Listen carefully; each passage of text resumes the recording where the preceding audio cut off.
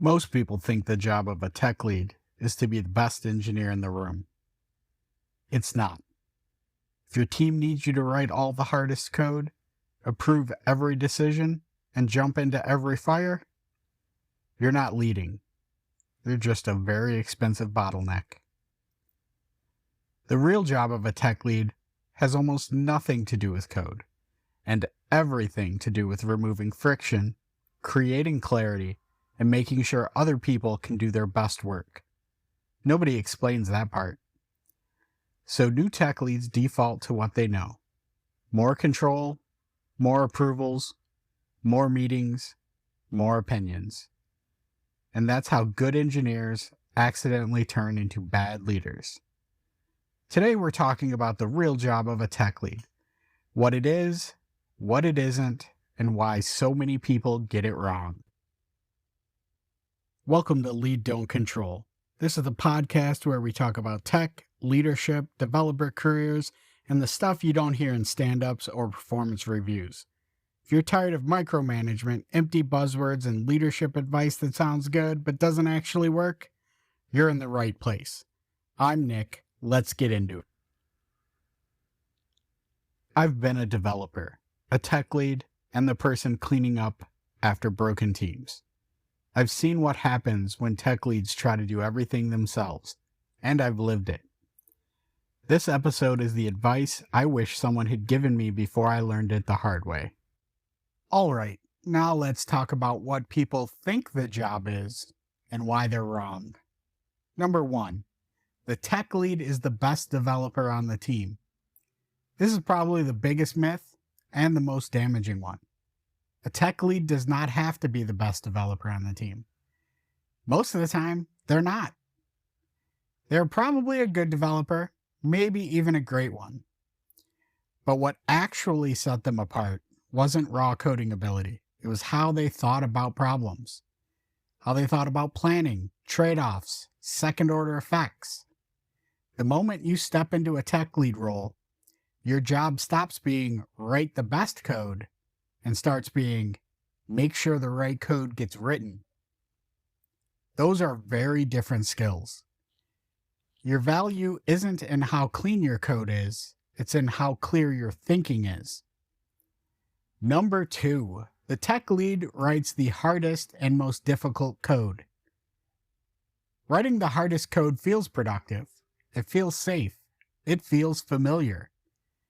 But every time you grab the hardest problem, you're sending a message, even if you don't mean to. This is too risky for anyone else.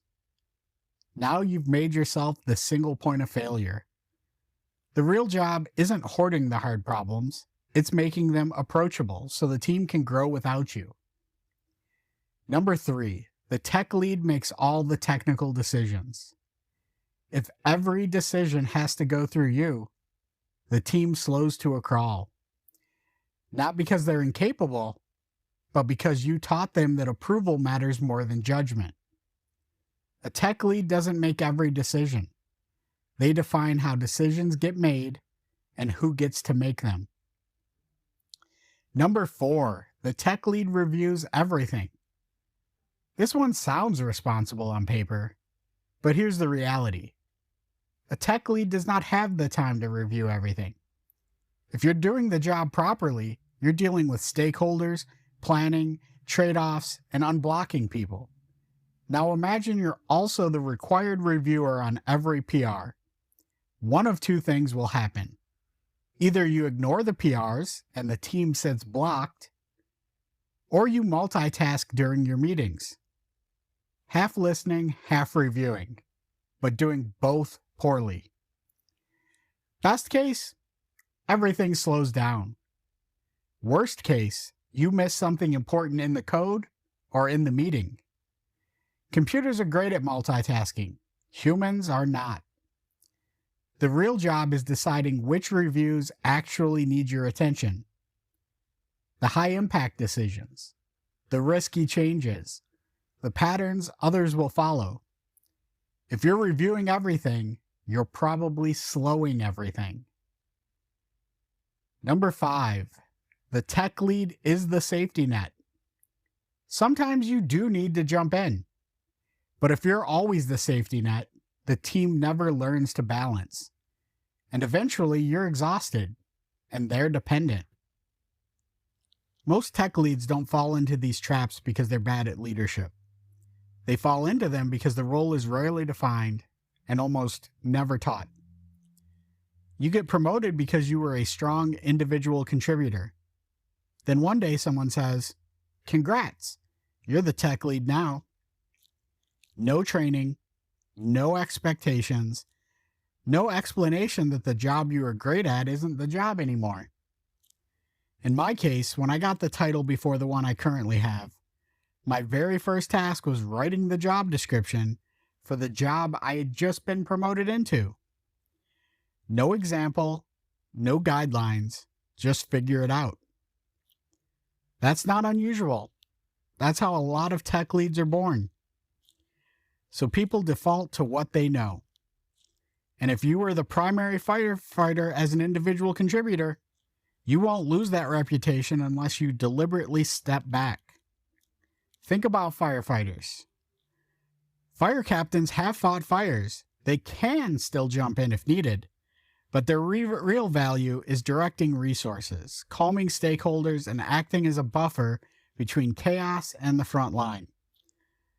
That's the tech lead's job too. And on top of all that, you're managing pressure from every direction: product, stakeholders, leadership. Everyone wants to feel heard, even when not everything can be done at once. Your job is helping determine true priorities, making trade-offs quietly, and keeping that noise away from the team so that they can actually focus. When it's done well, nobody notices. When it's not, developers burn out. So what is the real job of a tech lead? At its core, the job is simple to describe. A tech lead creates clarity, removes friction, and increases the team's ability to deliver. So create clarity. Confusion creates rework. Clarity creates momentum. Remove friction. If your team is constantly context switching, that's not a productivity problem, that's a leadership problem. Increase leverage. I want my team operating so smoothly that if I disappear for a few days, no one notices. Not because I'm unimportant, but because the system is healthy. A tech lead needs to develop the team. I want my team members to grow so much that one day they could be my leader. If the people around you never outgrow you, you're holding them back. Build relationships across teams. Good tech leads build trust outside of their team, not to abuse favors, but to remove friction when it matters. You help others without keeping score, and when you need help, the red tape gets thinner. So how to know if you're doing it right? Signs you're doing it right. The team moves without you. PRs don't stall when you're busy. People ask better questions. You can take a real vacation. Red flags. You're still the default for everything. You're too busy to mentor. The team waits for your approval. Here are some small things to try this week. Stop being the default reviewer. Document one thing only you know. Say, "Not yet," once. And make a friend on another team. Help them with no expectation of return. Trust compounds quietly. Being a tech lead is messy. But when you watch your team succeed without you, that's what leadership is supposed to feel like. Lead, don't control. I'm Nick Mullins. Thanks for listening. If this episode was useful, share it with someone who needs to hear it, especially if they're dealing with bad leadership. You can find me at leaddon'tctrl.com, and the short, structured version of this topic is on the Lead Don't Ctrl YouTube channel. Thanks for listening, lead well, and don't control.